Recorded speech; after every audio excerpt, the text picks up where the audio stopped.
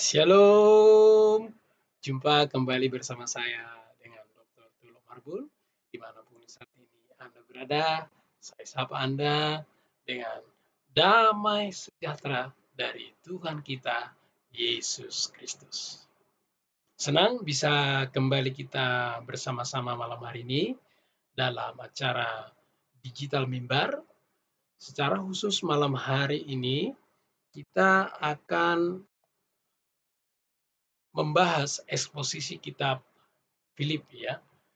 Dalam beberapa bulan ke depan kita akan eksposisi bersama-sama kitab Filipi, dan Bapak Ibu boleh belajar bersama-sama dengan saya, dan saya juga senang kalau misalnya ada masukan-masukan sehingga channel ini bisa memberkati banyak orang ya. Channel ini bisa lebih bermanfaat bagi orang banyak.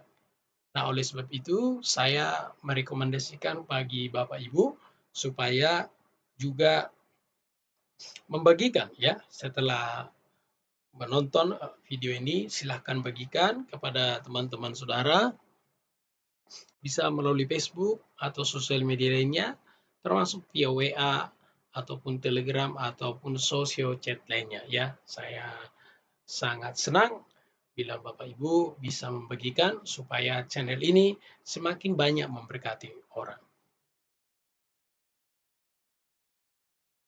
Dan saya juga ingatkan supaya selalu ya, bagi Bapak Ibu yang belum tekan tombol subscribe-nya, boleh ditekan dulu tombol subscribe-nya ya. Pada malam hari ini kita akan membahas secara khusus ayat 1 dan 2. Karena pada live streaming sebelumnya kita sudah membahas latar belakang kitab Filipi. Nah, bagi Bapak Ibu yang mungkin baru pertama kali mengikuti live streaming saya, dan supaya lebih mudah saya akan sisipkan nanti linknya di bawah ini, link live streaming sebelumnya, supaya Bapak Ibu juga mendapat gambaran akan apa yang akan kita bahas beberapa bulan ke depan. Karena ini saya akan bahas ayat per ayat ya. Bisa saja 1 atau 2 ayat ataupun mungkin 3 ayat, tergantung daripada konteks daripada apa yang akan dibahas ya. Nah, model saya dalam mengeksposisi ini lebih kepada mengacu kepada kata-kata kunci ya. Kalau misalnya ada hal yang krusial harus memperhatikan gramatika dan lain-lainnya, ya sesuai dengan konteksnya, sesuai dengan keperluan. Jadi tidak selalu sama dalam setiap live streaming ya. Pasti berbeda-beda. Sekali lagi, sesuai dengan konteks, sesuai dengan krusial kata-kata yang akan kita bahas ya.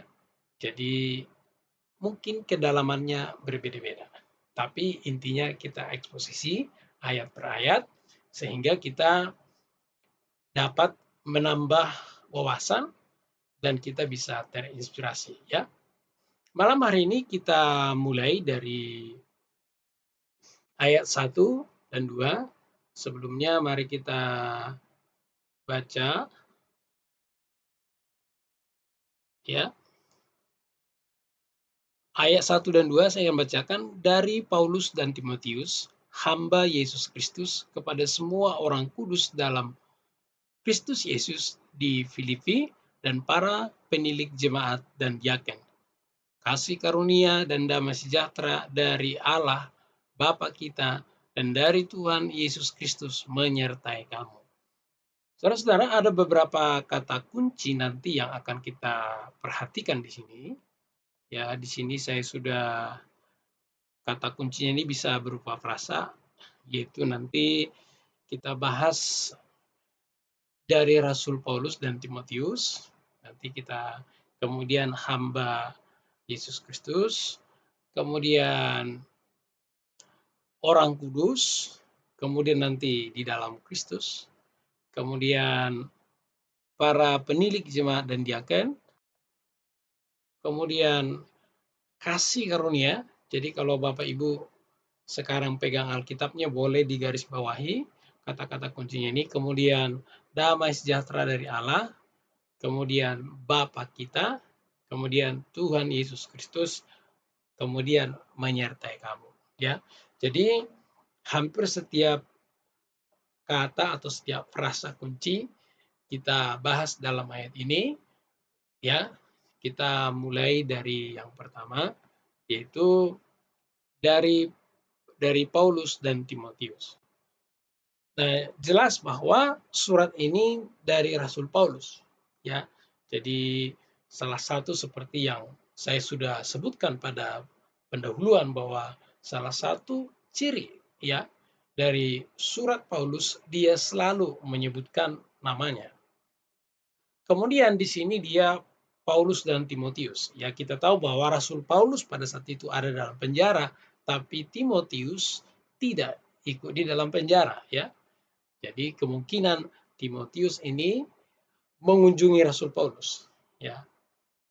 Jadi kita tahu bersama Timotius tidak ada dalam penjara, maka kemungkinan pada saat kitab Filipi ini ditulis oleh Rasul Paulus, ya, Timotius mengunjungi Rasul Paulus pada saat itu, ya. Itu sebabnya Rasul Paulus berkata dari Rasul Paulus dan Timotius. Dan kita tahu juga bahwa Timotius ini adalah murid dari Rasul Paulus, sekalipun demikian mereka juga rekan sepelayanan, ya. Jadi Paulus memuridkan Timotius dalam pelayanannya, ya. Jadi yang perlu ditekankan di sini bahwa kitab Filipi ini adalah dari Rasul Paulus, ya, pada saat dia di penjara. Jadi kita tidak perlu meragukan lagi siapa penulisnya, ya. Kemudian dia menggunakan kata hamba, ya, ini sedikit kita dalami sedikit kata hamba, ya. Di dalam bahasa Yunani, kata hamba itu punya beberapa varian kata dan memiliki arti tersendiri, ya. Yaitu doulos, yaitu dia memiliki arti kata hamba dan juga budak sekaligus, ya. Jadi doulos itu juga seperti kesek kaki, ya. Ini digambarkan bahwa tidak punya hak lagi, ya, karena sudah menjadi milik tuannya, ya. Doulos juga kalau dari segi tugasnya, dia berada bersama-sama dengan tuannya, ya. Berbeda sedikit dengan di sini huparetes, yaitu hamba yang paling rendah. Ya, kalau zaman dulu seandainya ada seorang tuan lah yang berlayar, ya, maka hamba yang doulos itu akan ada di dek atas bersama-sama dengan tuannya. Tetapi kalau huparetes itu dia akan yang paling bawah, ya. Biasanya hamba ini adalah hamba yang mendayung perahu itu, ya. Mereka adalah paling bawah. Jadi mereka makan dan minum di situ. Jadi itu adalah hamba yang paling rendah. Sedangkan berikutnya adalah pais. Ya, pais juga memiliki kata hamba, memiliki arti hamba dan juga arti budak. Tapi pais ini adalah hamba yang muda, ya. Dia masih muda, energik, bersemangat, ya.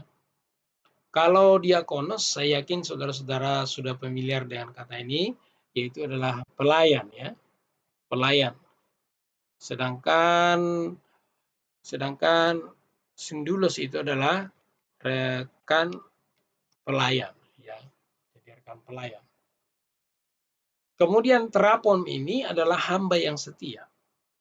Jadi hamba yang setia dia punya sebutan sendiri, itu adalah terapon, ya. Seperti Musa itu menggunakan kata terapon, ya. Kemudian mitotos itu adalah hamba upahan, ya. Jadi ada juga hamba upahan. Kemudian yang terakhir itu adalah oiketes, hamba yang terikat. Jadi misalnya seperti diperhamba uang itu diperhamba uang, terikat, ya, terikat dengan uang itu bisa kategori oiketes.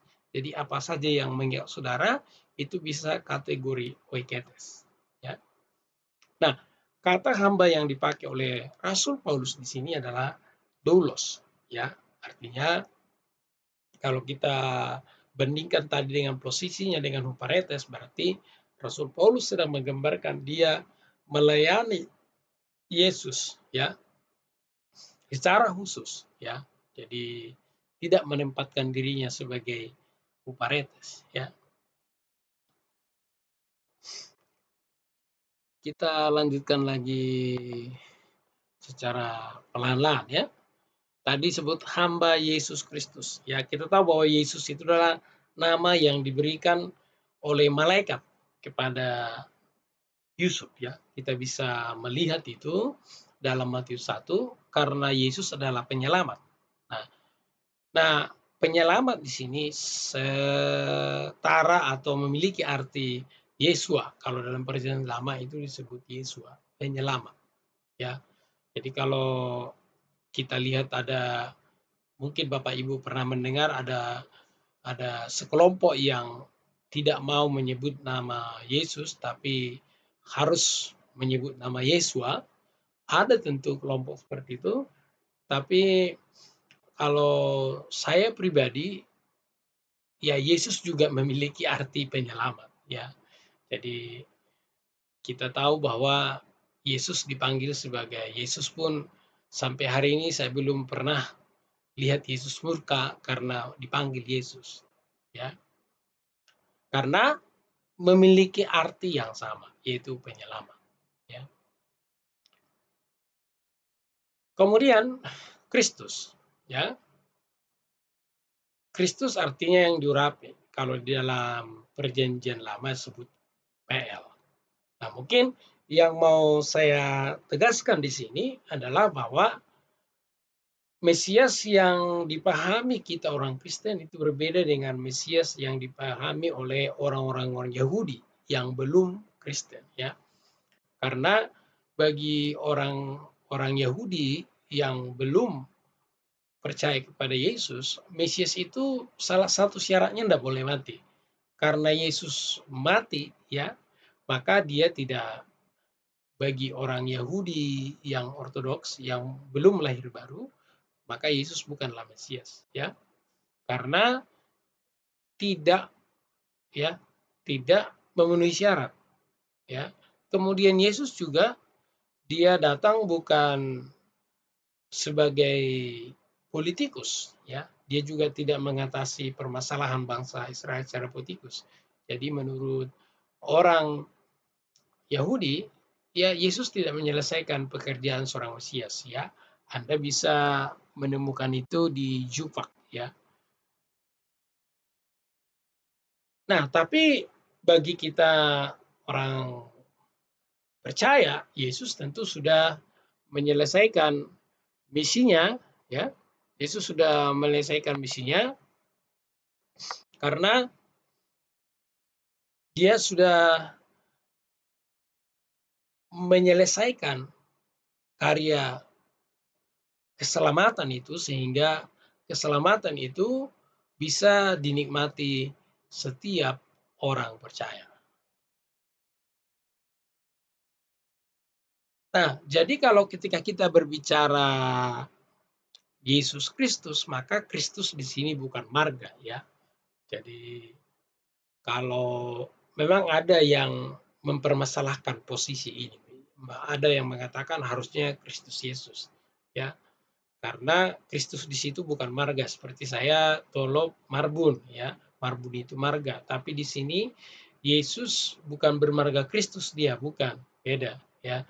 Tapi Yesus Kristus yang dimaksud di sini adalah Yesus yang diurapi, ya. Itu sebabnya seperti seperti Paul Tillich, ya. Dia lebih suka menyebut Jesus the Christ atau Yesus yang adalah Kristus, ya. Atau untuk lebih aman aja sebenarnya Kristus Yesus karena Kristus itu adalah gelarnya, ya. Namanya adalah Yesus. Jadi karena gelar maka harusnya di depan. Tapi overall ya kita tidak mau tidak mau berdebat masalah yang paling benar itu Kristus Yesus, yang paling benar itu Yesus Kristus. Ya selama kita membicarakan pribadi yang sama, menurut saya sah-sah saja ya. Dalam hal ini menurut saya mau Bapak Ibu sebut Yesus Kristus ya boleh, mau sebut Kristus Yesus juga boleh. Karena kita tahu sendiri dalam tulisan-tulisan Rasul Paulus juga ada saatnya dia menggunakan Yesus Kristus, ada juga saatnya dia menggunakan Kristus Yesus.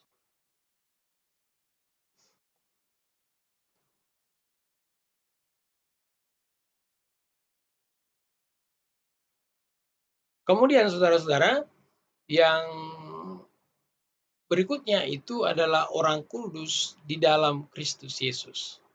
Ya, itu ini tadi yang saya bilang ya. Jadi ada saatnya memang Rasul Paulus sebut Yesus Kristus, ada saatnya Rasul Paulus mengatakan Kristus Yesus. Ya, tapi itu udah kita bahas.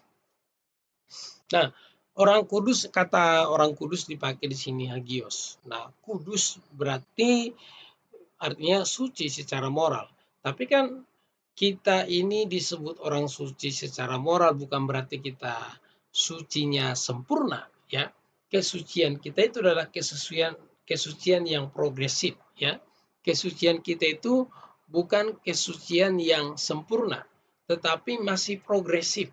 Berbeda dengan kesuciannya Allah atau kekudusannya Allah.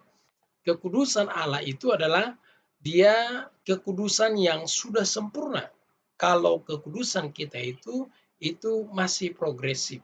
Nah, kalau saya menyebut istilah teologinya progressive sanctification, kita masih dikuduskan. Kita belum sempurna, tetapi kita sudah disebut kudus. Tetapi kekudusan kita itu tidak bisa disebut kekudusan yang sempurna sama seperti Allah sempurna, ya. Karena kesempurnaan kita juga masih kesempurnaan yang progresif. Nah, kita dipandang Allah sebagai orang kudus itu karena semua semata-mata karena pekerjaan yang sudah dilakukan oleh Yesus Kristus. Ya. Jadi kebenaran Kristus yang diperhitungkan sebagai kebenaran kita, kekudusan Kristus yang diperhitungkan sebagai kekudusan kita. Nah, kudus juga yang memiliki arti yaitu dikhususkan, ya. Jadi orang-orang percaya itu dikhususkan di dalam Yesus. Ya, jadi kita dikhususkan, diperuntukkan khusus di dalam Yesus. Jadi ketika Rasul Paulus berkata orang-orang kudus berarti itu menunjukkan bahwa jemaat dipilih itu mereka dikhususkan. Ya, dikhususkan apa? Di dalam Yesus. Nah, demikian juga saya dan saudara ketika kita dikuduskan berarti kita dikhususkan untuk Yesus. Itu sebabnya saudara-saudara, saya mau katakan kita itu hidupnya harus berbeda. Kita itu tidak lagi hidup untuk kita sendiri, tapi kita hidup untuk Kristus. Ya, jelas kalau kita baca 1 Korintus 15, ya, 2 Korintus 5 maksud saya, 2 Korintus 5 ayat 14 sampai 17 jelas dikatakan bahwa Kristus mati dan bangkit untuk menebus kita supaya kita tidak lagi hidup untuk hidup untuk kita sendiri, tapi kita hidup pada Kristus. Karena apa? Karena Kristus sudah menjadi pemilik hidup kita. Jadi kita dikhususkan di dalam Kristus karena apa? Karena kita ditebus dalam Kristus. Karena Kristus sudah menebus kita sepenuhnya, maka hidup kita sepenuhnya hanya untuk Kristus.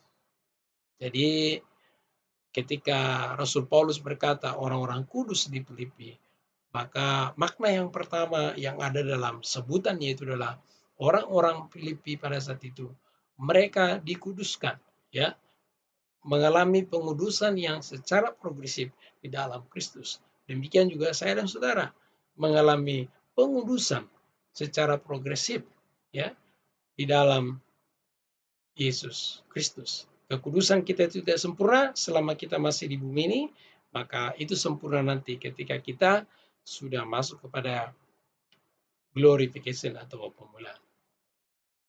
Kemudian kita dikuduskan maksudnya kita hidup khusus hanya untuk Kristus. Ya, Rasul Paulus mengingatkan kepada Filipi, jemaat di Filipi bahwa mereka dikhususkan untuk Kristus, demikian juga kita, hidup kita dikhususkan untuk Kristus.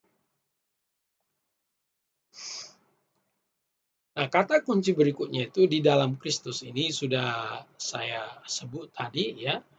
Jelas kalau di dalam Kristus, ya, ini adalah di Filipi, berarti jemaat yang ada di Filipi, ya. Jadi di dalam Kristus artinya kita itu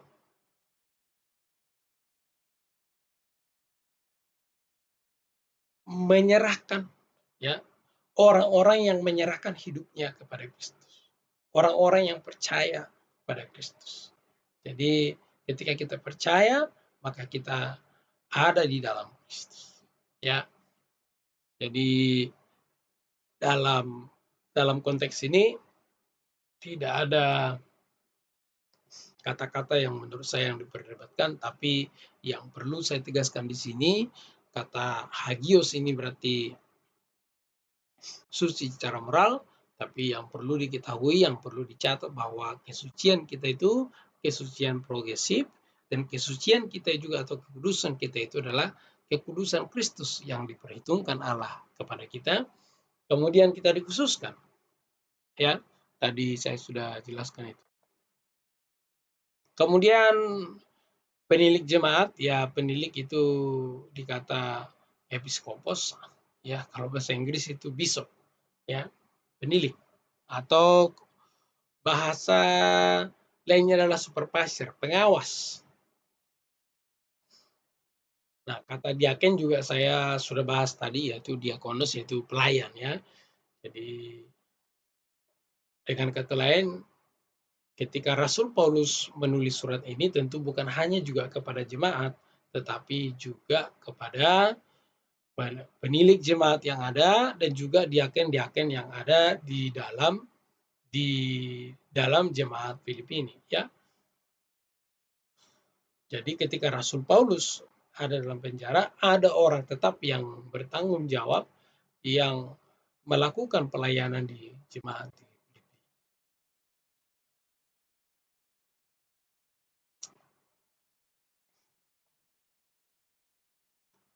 Kemudian kata kasih karunia. Kata kasih karunia ini berasal dari kata karis, ya, ini yang sering disebut anugerah, ya.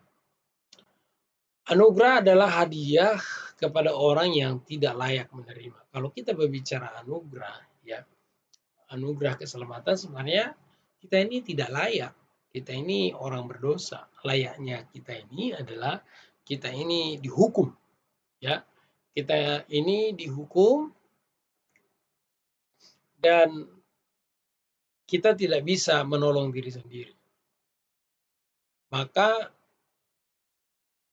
karya keselamatan itu diberikan kepada kita bukan karena kita layak sebenarnya. Kita tidak layak. Itulah makanya disebut sebagai kasih karunia atau anugerah. Dan kita tahu bahwa anugerah ini adalah pemberian tanpa syarat. Tidak ada syarat apapun di dalamnya. Anugerah itu tanpa syarat. Anugerah juga tidak bisa dikerjakan. Ya. Jadi ketika Rasul Paulus berkata kasih karunia, Rasul Paulus sedang mengingatkan bahwa jemaat di Filipi diselamatkan bukan karena kekuatan mereka, bukan karena kehebatan mereka. Kita tahu bahwa jemaat di Filipi mereka merasa hebat. Mereka merasa dirinya lebih penting daripada yang lain, ya. Mereka merasa bahwa mereka yang bermanfaat bagi orang banyak. Diri sendiri yang bermanfaat, yang lain kayaknya kurang. Karena mereka mencari keuntungan diri sendiri. Rasul Paulus bilang tunggu dulu, ya kan? Kalaupun saudara-saudara diselamatkan, itu bukan karena kuat dan hebat, ya. Itu sebabnya Rasul Paulus dalam kitab ini mengajarkan kerendahan hatian, ya. Sama seperti Kristus yang telah mengosongkan dirinya. Jadi, kalaupun saudara dan saya saat ini bisa menikmati kebaikan Tuhan, bisa menikmati karya keselamatan, anugerah keselamatan, itu bukan karena kekuatan kita, bukan karena kehebatan kita. Semua itu hanya pemberian Tuhan kepada kita secara suma-suma yang tanpa syarat. Kita lanjutkan lagi ya. Kemudian kata damai sejahtera ya. Kata damai sejahtera ini diterjemahkan itu iren, kalau dalam perjanjian lama itu shalom. Nah, shalom itu memiliki arti damai, makmur, ya, atau sering juga prosper, kemudian juga selamat, ya. Kalau dalam disertasi saya mengembangkan shalom sebagai konsep keselamatan yang holistik, ya, yang menyeluruh, ya, yang menyeluruh. Jadi shalom itu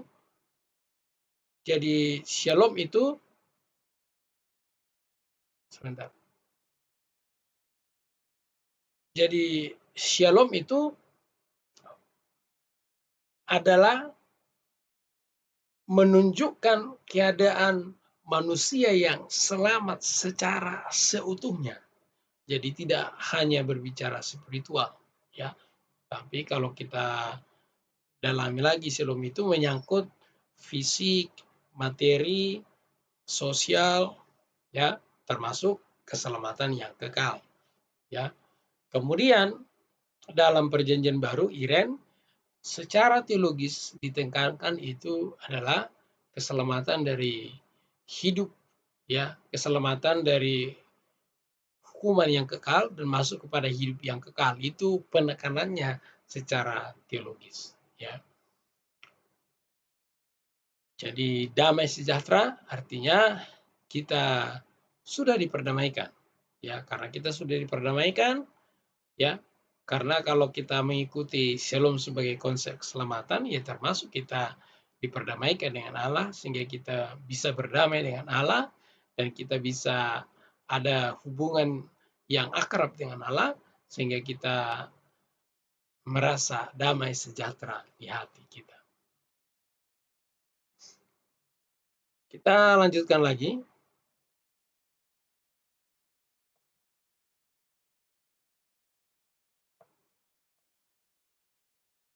Nah, ini memang hal yang paling krusial, ya. Kita tahu bahwa, ya, kata Allah diterjemahkan dari sini theos, bahasa Yunani. Ya, kata Allah itu diserap dari bahasa Arab, ya, Allah. Jadi kata Allah yang ada dalam bahasa Indonesia ini serapan dari bahasa Arab. Kalau bahasa Arabnya itu elah, kalau bahasa Ibraninya itu Elohim. Ini masih satu rumpun, sama-sama rumpun semetik. Jadi Allah, Elah, Elohim itu sama artinya, yaitu mengacu kepada Allah yang benar, Allah pencipta pencipta alam semesta, ya, maksudnya alam semesta, pencipta alam semesta, yaitu Allah Abraham, Ishak, dan Yakub. Jadi Allah ini boleh disebut sebagai gelar, ya, lebih kepada gelar bukan nama, ya. Jadi gelar sembahan bangsa Israel. Kata Allah itu adalah Allah. Nah, yang perlu mungkin sedikit kita tambahkan di sini, ya, yaitu namanya ya tentu Yod-He Vath-He, ya. Jadi YHWH itu bukan berarti bangsa Israel tidak tahu cara membaca, tapi mereka memang tidak mau menyebut, ya. Karena mereka merasa tidak layak menyebut nama itu, ya. Tidak layak karena dosa. Ya, nama itu terlalu kudus disebutkan lidah orang berdosa. Sehingga mereka menggantinya menjadi Adonai. Ya, kalau saudara perhatikan dalam Shema Israel itu tidak ada menyebut nama itu. Sekalipun kalau Anda perhatikan tulisannya itu Yod He Wat He, Yod He Wah He, tapi tidak ada yang dibaca, ya. Semua disebut Adonai. Shema Israel, Adonai Elohim Echad. Jadi tidak dibaca itu, diganti. Nah, seperti yang saya bilang tadi, ada kelompok yang memang tidak mau menyebut Adonai, harus menyebut Yod He Wat He, yang justru menurut saya kalau memang serius dengan nama itu harusnya justru tidak boleh disebut, ya. Karena apa? Secara tidak langsung kalau kita merasa kita paling benar lalu kita sebut itu, ya kita bisa menjadi sandungan lah orang Israel yang Allahnya yang kita sembah, Allah pencipta langit dan bumi, mereka tidak berani menyebut itu. Bukan karena mereka tidak tahu cara baca. Itu bentuk daripada penghormatan, bentuk daripada pengudusan terhadap nama itu. Lalu kalau kita merasa yang paling benar sebut-sebut itu kan bisa sandungan kan? Maka perlu kita pahami juga dalam hal ini tentu budayanya orang Israel, ya. Sehingga kita tidak memahami budayanya orang Israel dari iman kita ke orang Kristen. Nah, itu yang bisa salah kaprah di situ. Misalnya seperti orang Batak memahami orang Jawa dari adat istiadat Batak, nggak nyambung, ya. Atau misalnya kalau orang luar itu sebut nama orang dewasa biasa aja. Tapi kalau misalnya bagi kami tradisi orang Batak beda, kalau lebih tua dari kita aja pun sudah tidak boleh sebut itu nama, ya. Nah, jadi bagi orang bule mungkin atau bagi orang luar mungkin butuh proses memahami itu kenapa tidak bisa disebut nama begitu. Lagi-lagi itu kepada bentuk penghormatan, ya. Jadi bukan karena tidak tahu cara baca, bukan karena tidak belajar, bukan. Tapi itu adalah bentuk penghormatan terhadap nama itu, sehingga tidak bisa asal sebut saja. Kita lanjutkan lagi, ya.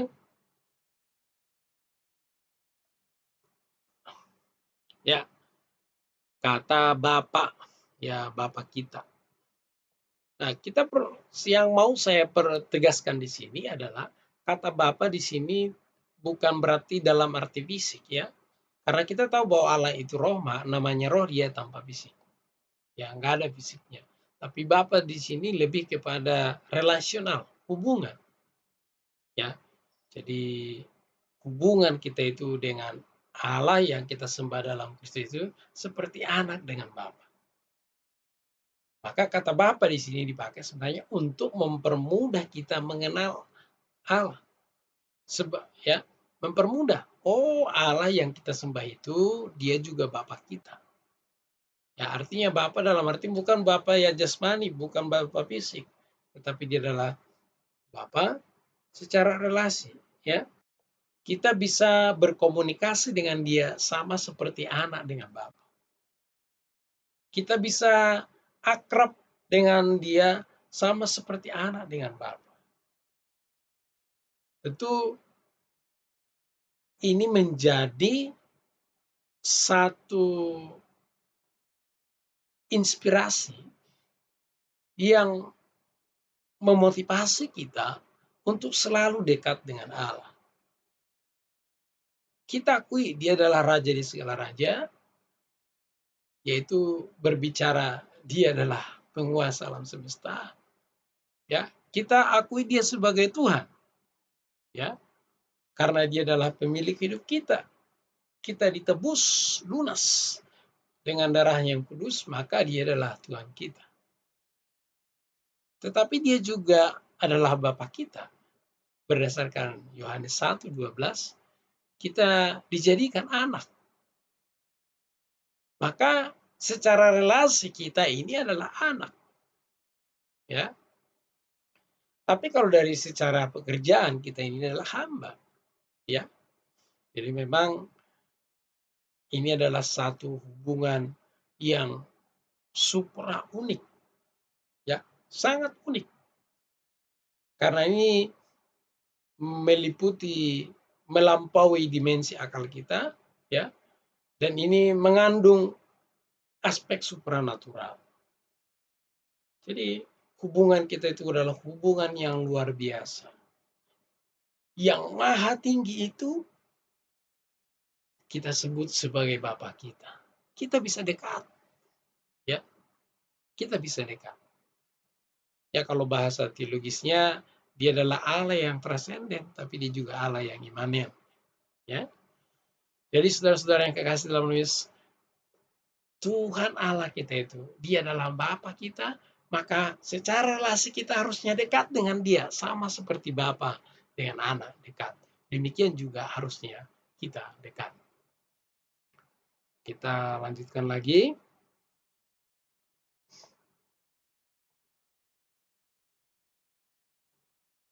Yesus Kristus tadi kita udah bahas, sekarang kata Tuhan. Kata Tuhan itu diterjemahkan kurios, ya.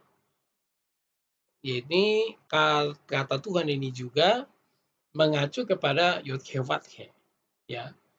Kalau YHWH itu dalam perjanjian lama diterjemahkan dalam bahasa Indonesia itu Tuhannya huruf besar semua seperti yang ada di sini, ya. Nah, kata kurios sering dipakai di depan nama Tuhan Yesus atau disandingkan dengan nama Yesus, ya, itu setelah kebangkitannya, ya. Karena apa? Kita tahu bahwa salah satu bukti yang paling otentik yang yaitu adalah karena Kristus bangkit. Nah, dengan kata lain sebenarnya ini menunjukkan bahwa Yesus adalah Tuhan. Dan kita tahu bahwa Yesus Yesus sendiri Yesus berkata bahwa dia dengan Bapa adalah satu. Ya. Kepenuhan Bapa itu ada di dalam Yesus. Ya, dengan kata lain sebenarnya ketika Yesus, ya, nama Yesus disandingkan dengan kata kurios di depannya, itu sedang mengacu bahwa kepenuhan Bapa ada di dalam Yesus, kepenuhan Tuhan atau kepenuhan Yod-Heh-Vav-He itu ada di dalam Yesus. Ya, jadi ketika disebut Tuhan Yesus Kristus, ini sedang bahwa dia adalah kepenuhan, ya, di dalam Yesus, ya, di dalam Yesus ada kepenuhan Bapa, ya. Jadi dia adalah Yod-Heh-Vav-He sendiri, ya. Dan kita tahu bahwa Allah Bapa, Yesus Kristus dan Roh Kudus adalah satu dan tidak bisa dipisahkan, ya. Kemudian kalau kita lihat teksnya, ya, teks aslinya, kita tidak akan menemukan seperti menyertai, tapi sebenarnya di situ humim, artinya tuyul. Tapi dalam bahasa Indonesia, humim ini diterjemahkan juga menyertai, tapi diterjemahkan juga kepada kamu, ya. Jadi penyertaan Tuhan itu, penyertaan, ya, menyertai kita artinya ada penyertaan Tuhan melalui anugerah, ya, melalui anugerahnya dan juga damai sejahtera, ya. Jadi ada damai sejahtera di dalam diri kita. Jadi saudara-saudara, kalau kita perhatikan tadi ayat ini, ya, sangat, kalau kita perhatikan ayat ini sangat luar biasa, ya, sangat dalam, ya. Kita hanya bahas 2 ayat tapi memiliki pengertian yang luar biasa. Jadi itulah sebabnya firman Tuhan berkata bahwa satu iota pun, ya, satu iota pun tidak bisa dihilangkan, ya. Itu sebabnya kita perlu mempelajari Alkitab ayat per ayat ya. Dan mungkin kalau kita perhatikan secara gramatika, ya, kalau kita perhatikan gramatika, saya tidak terlalu melihat ada hal-hal yang krusial dalam ayat 1 dan 2 sehingga kita harus melihat secara gramatikal, karena menurut saya masih lebih kepada studi kata per kata ya. Jadi lebih baik kita mengeksposisi studi kata per kata di sini, dan kita sudah melakukannya. Nanti pada pembahasan berikutnya kita akan lanjutkan ayat 2 dan 3 sama konsepnya, yaitu lebih kepada nanti mengacu kepada studi kata. Kalau memang nanti kita membutuhkan studi kata lebih dalam atau membutuhkan gramatika atau mungkin lebih ke gramatika, bahkan mungkin membutuhkan aspek-aspek lainnya, kita akan lakukan itu sehingga nanti tidak selalu 2 ayat, ya, tergantung materi yang kita bahas. Jadi saudara-saudara, kita sudah membahas ayat 1 dan 2. Kalau misalnya ada yang kurang jelas, kalau misalnya ada pertanyaan, silahkan ditanyakan ya. Silahkan ditanyakan di kolom komentar di bawah ini. Kalau misalnya ada masukan-masukan, saya juga senang menerima masukan ya. Jadi sebelum kita akhiri eksposisinya, ada beberapa poin yang mau saya tegaskan di dalam eksposisi kali ini ya. Yang pertama yang mau saya tegaskan di sini yaitu pertama berbicara, bentar ya,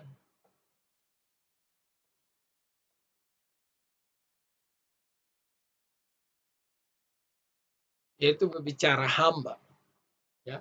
Saudara-saudara, kita sudah belajar malam hari ini ada beberapa jenis hamba dalam konteks bahasa Yunani. Tentu saudara, kita kita semua dari segi pekerjaan kita adalah doulos, tapi kita juga sebagai pelayan, kita juga sebagai diakonos.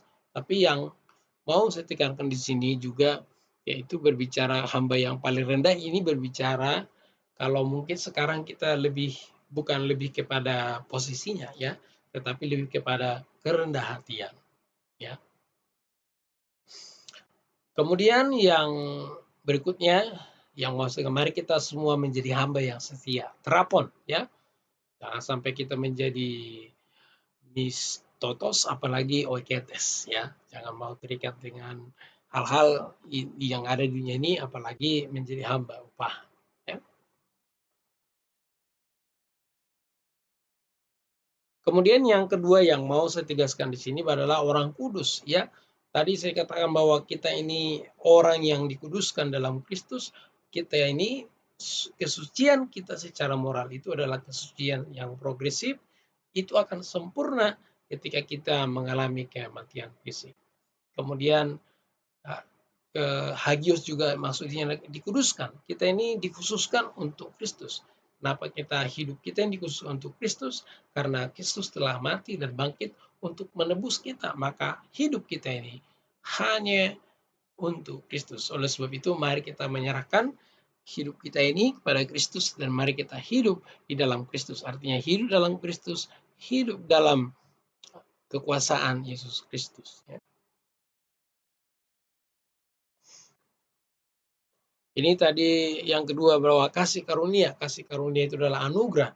Seperti yang saya katakan, anugerah itu adalah pemberian atau hadiah kepada orang yang tidak layak. Sebenarnya kalau kita bicara kita ini selamat, kita ini tidak layak, kita ini adalah orang yang layak dihukum, tapi kita bersyukur bahwa Allah yang kita sembah dalam Yesus Kristus adalah Allah yang penuh anugerah dan dia memberikan anugerah itu tanpa syarat apapun kepada kita.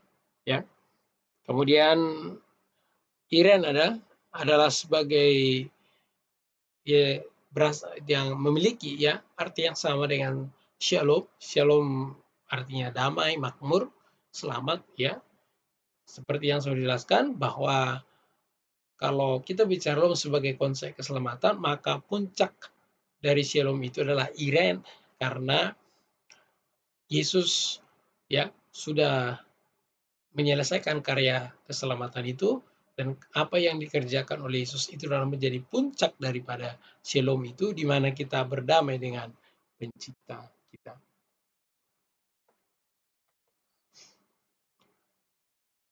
Kemudian kalau berbicara kata Allah ya, masih kata Allah itu serapan dari bahasa Arab, ya tentu dalam bahasa Aram Ela, dalam bahasa Ibrani Elohim itu masih satu rumpun, jadi artinya sama. Di mana ketika berkata Allah atau Ela atau Elohim itu berbicara tentang Allah yang benar, Allah yang menciptakan alam semesta, yaitu adalah Allah Abraham, Ishak dan Yakub, ya.